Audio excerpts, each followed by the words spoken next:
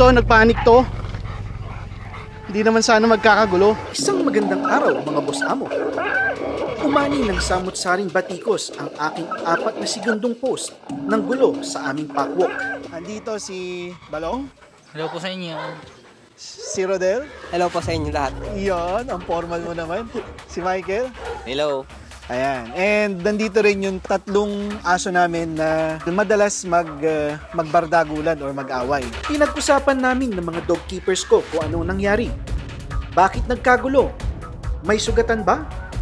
Ano ang aksyon na aming ginawa? Grabe ang energy nito. At bilang panghuli, ano ang masasabi namin sa mga bashers ng Supero? Grabe oh, tower eh. Dapat isa-isang lagay. Kaya maglagay oh. Para kang nagdo-drawing ng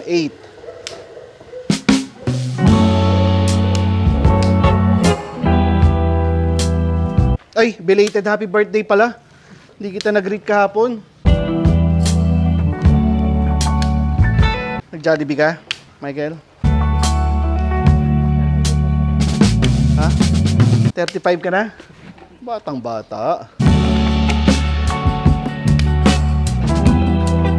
Si Rodel ba? Ilang taon? 35 din. Ikaw? Batang bata.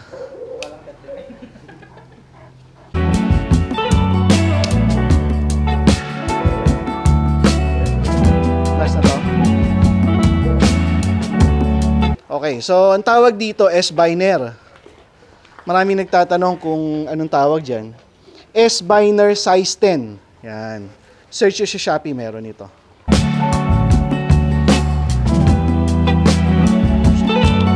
Go.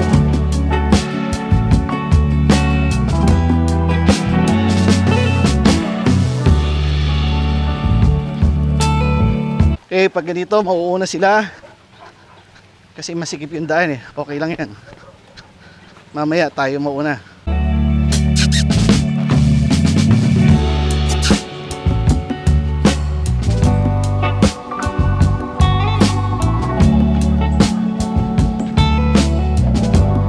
Alright, ilan to? 1, 2, 3, 4, 5, 6, 7, 8, 9, 10.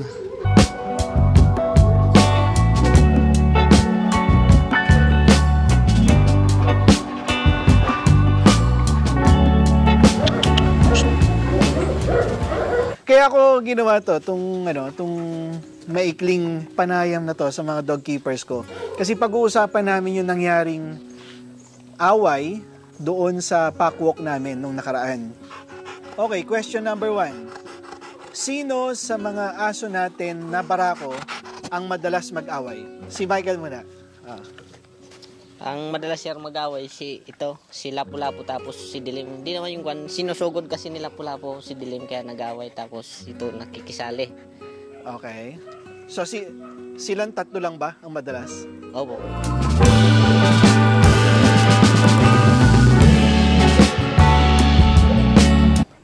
Bagong technique ko. Kita mo yan? Hindi mo hahabulin doon. Bibitawan mo yung leash.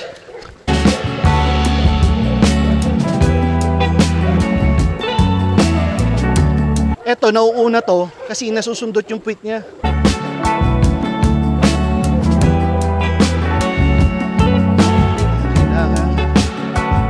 Oh, nasa likod natin si si Lakandula at si Buhawi. Etong dalawa magkatabi yung lagi nagbabangay. Ho!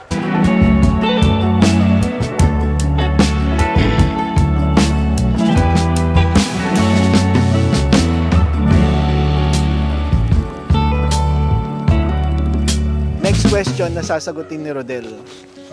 Nandun ka nung nangyari yung packwalk, di ba? Opo sir. Sinong hawak mo?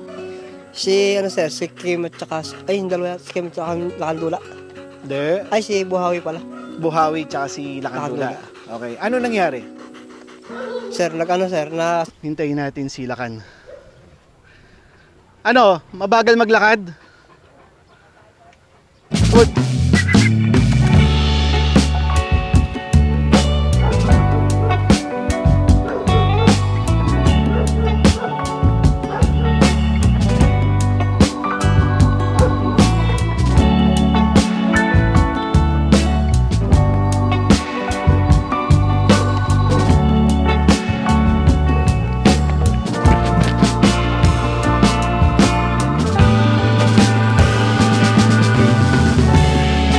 Pinakamahirap dalhin si ano yun, no? Chico. Bagal eh.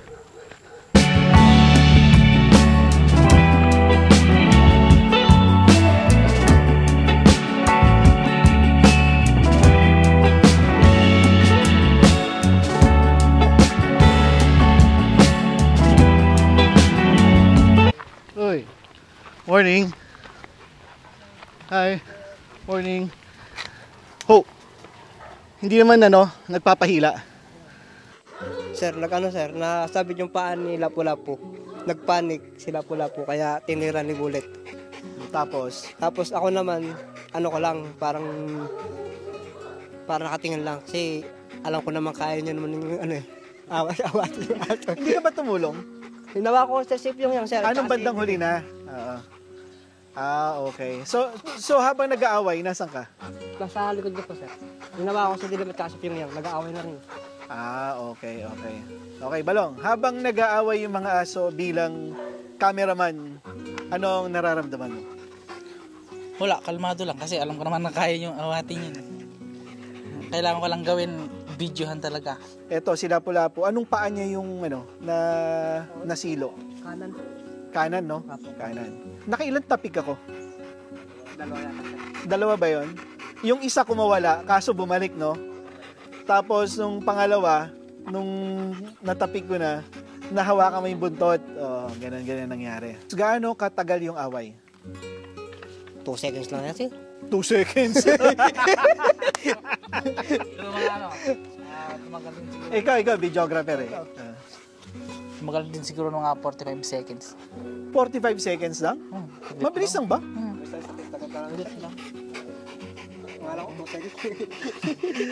Sa inyong tatlo, tanong ko. Pag may nag-aaway na aso ng supero, ano ang nararamdaman nyo? Ako, sir, kabado. Kabado ka? Kasi mahirap na kasi pag mga aso na pilasan yung balat. Asan ba yung bunganga mo? Nasa tenga mo? Ay, baka sir, may bullet, sir eh. Hindi, ayan. So, ulitin natin.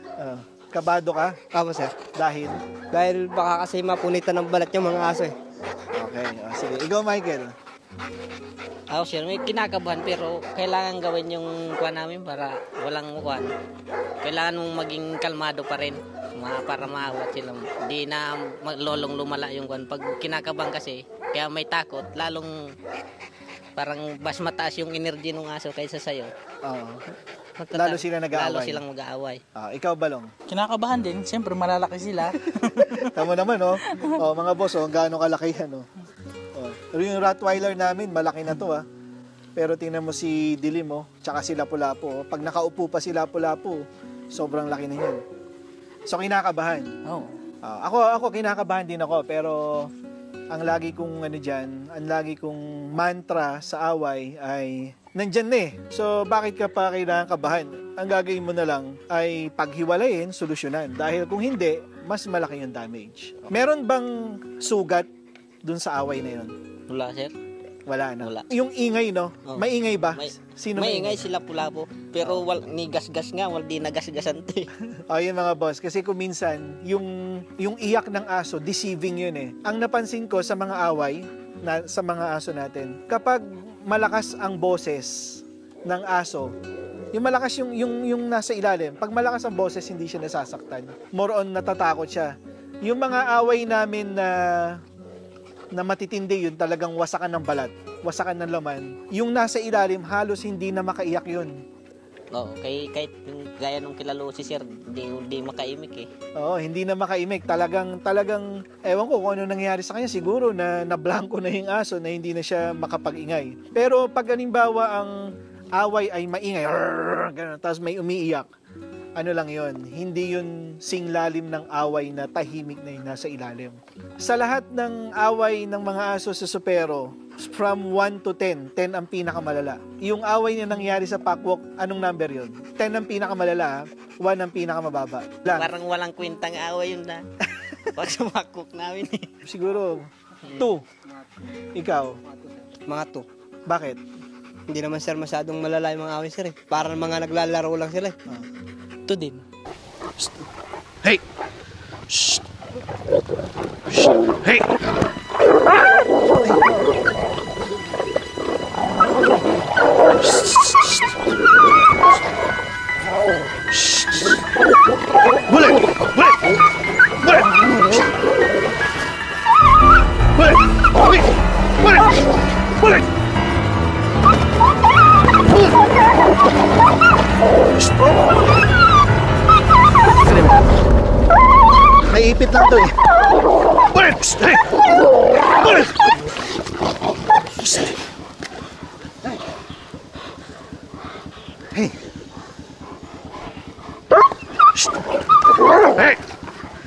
Ayusin ba to? Hindi, ako dito. Okay. Naiipit yung isang pa eh.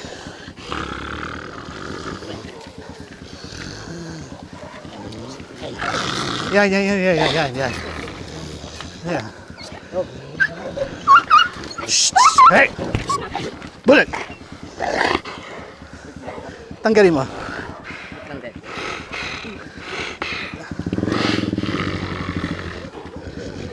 Shh!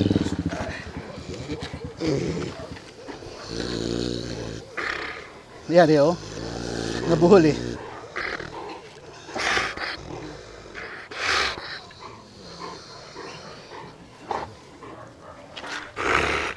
Tanggalin mo dyan. Tanggal mo, tanggal. Nervyoso siya eh.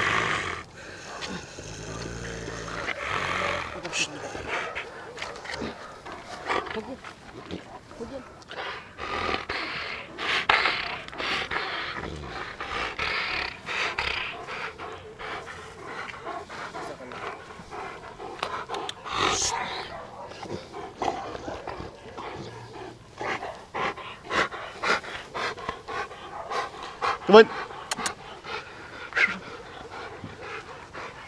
Hey.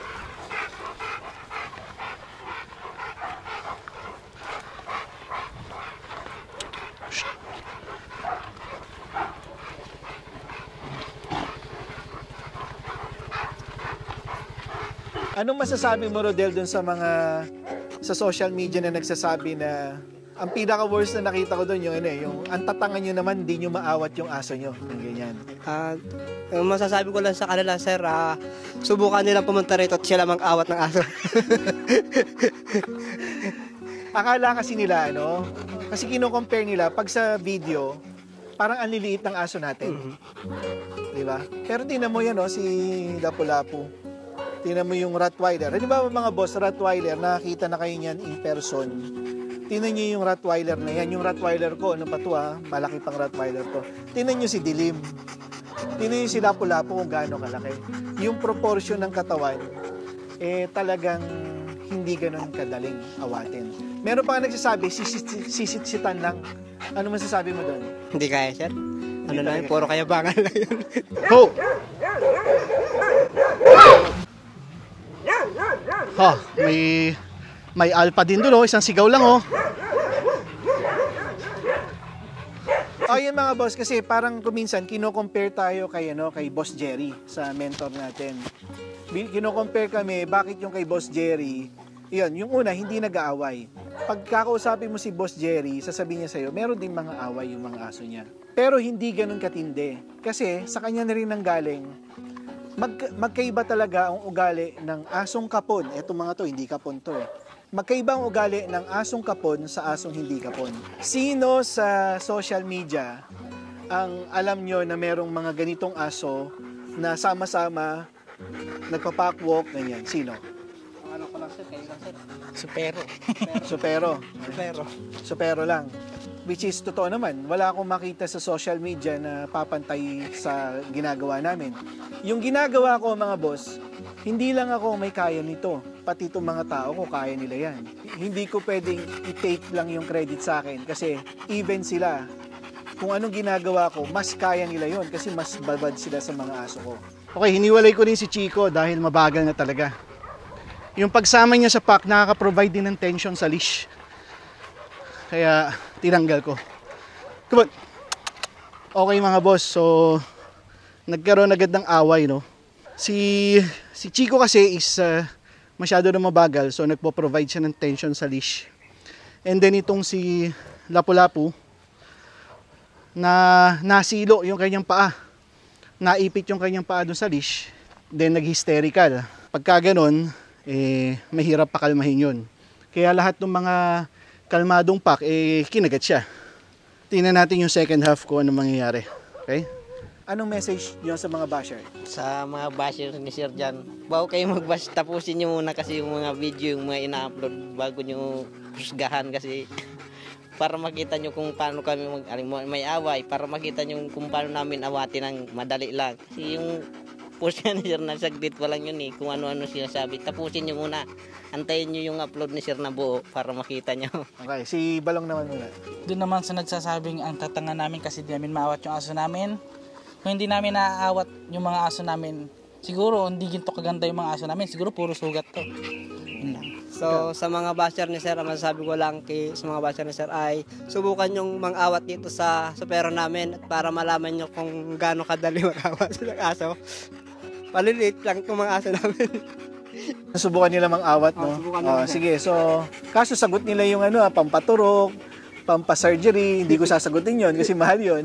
Yun, tama yun kasi kung halimbawang, alam niyo mga boss, kung talagang nag-aaway lagi yung mga aso namin, at wala kaming control o hindi namin nakokorekto mga to, sa sobrang titigas ng ulo ng mga breeds na to, sana wasak-wasak ang katawan yan, sana pilay-pilay yan, sana may bali na dyan ang legs, ganyan.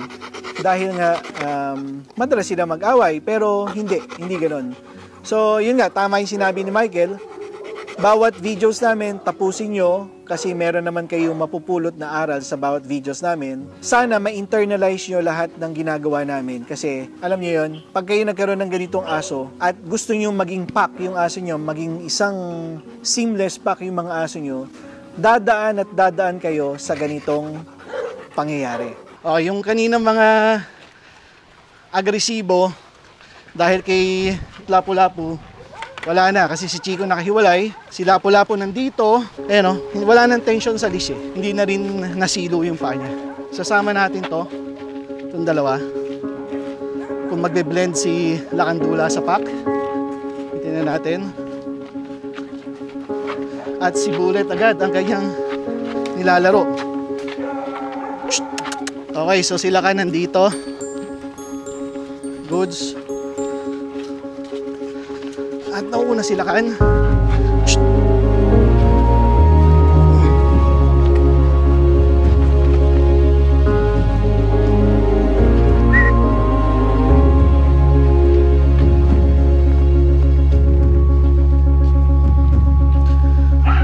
Okay.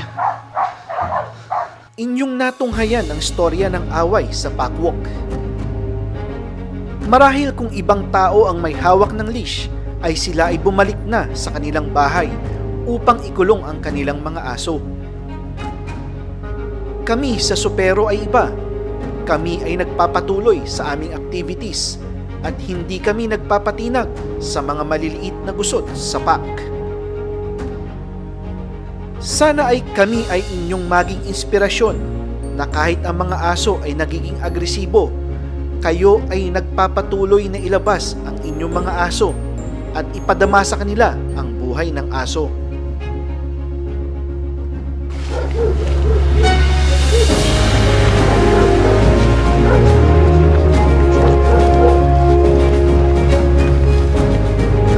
Ito yung bagong technique na yun. Ito ang aking mensahe sa iyo. Naghihintay lang sa iyo ang aso mo, Boss Amo. Alright! Thank you. Yun lang po sa ngayon at maraming salamat sa panonood. Bye!